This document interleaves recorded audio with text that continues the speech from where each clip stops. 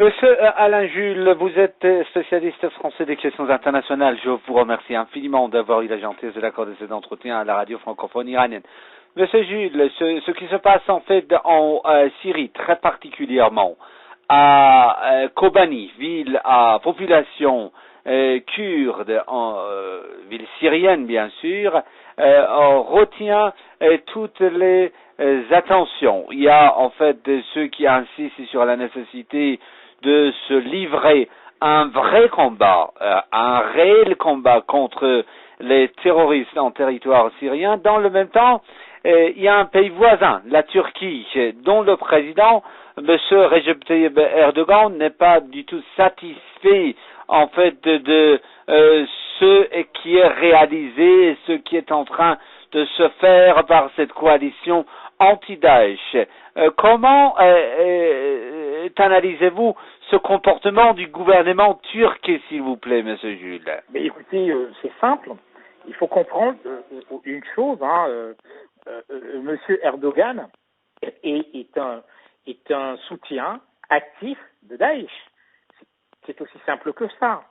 Et par conséquent, considérant que Daesh aujourd'hui combat les Kurdes, qui sont entre guillemets pour lui, bien évidemment, Monsieur Erdogan, ennemi des Turcs. Donc, quand Daesh veut prendre Kobani, c'est simplement avec l'aval de la Turquie qui a refusé, n'oubliez pas, de contrecarrer les plans de Daesh.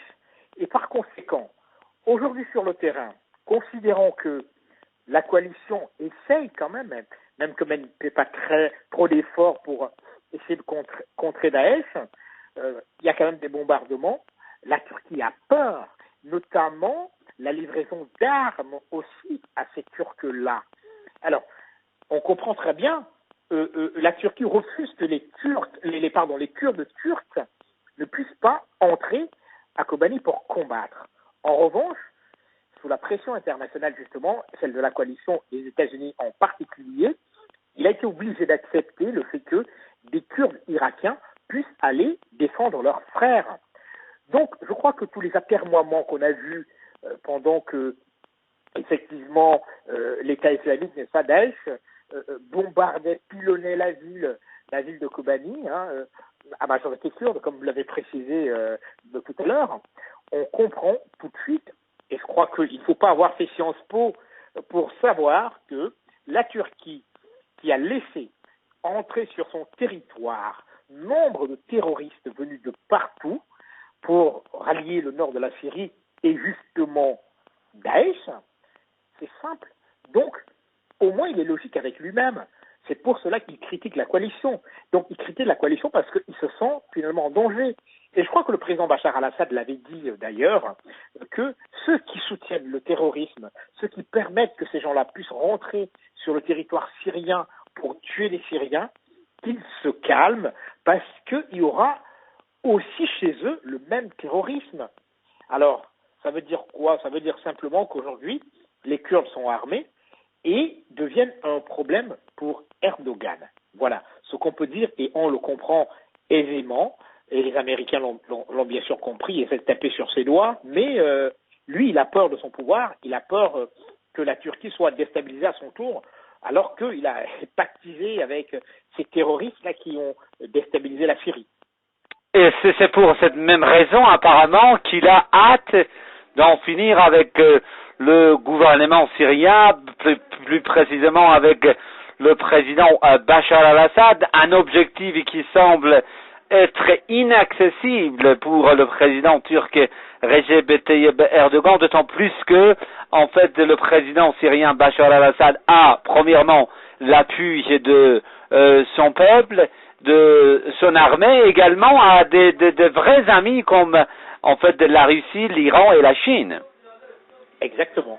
Donc, c'est une équation impossible, justement, pour le gouvernement, le régime turc. Et le problème, il est simple. Il n'y a que 2 chancelleries aujourd'hui qui parlent encore de Bachar al-Assad. En mal, c'est malheureusement la France et la Turquie.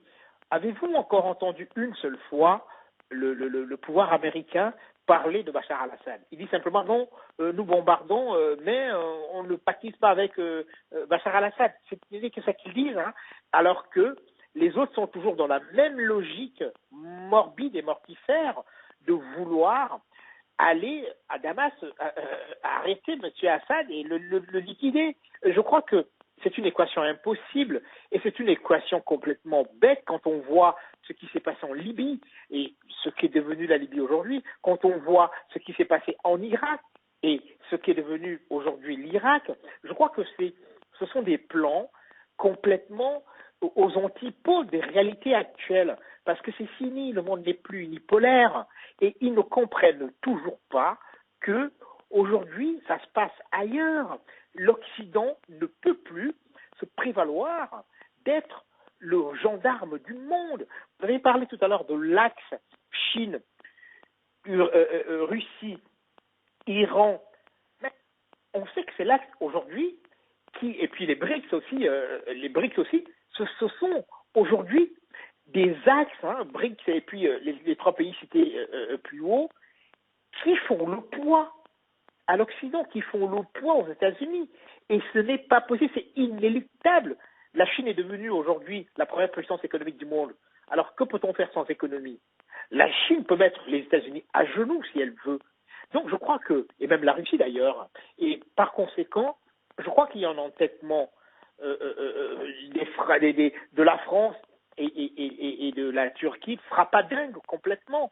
Et je crois que ces gens-là, ils sont complètement omnibulés par, je ne sais pas, on dirait que ce sont des gens qui entendent une voix qui leur dit oui, il faut dire ceci par rapport à la Syrie, mais ils ne pourront pas, ça n'est pas possible aujourd'hui, et je ne crois pas que ce soit possible demain. Donc voilà quoi, je veux dire, au contraire, l'armée syrienne est aujourd'hui la seule force qui combat effectivement ces terroristes-là.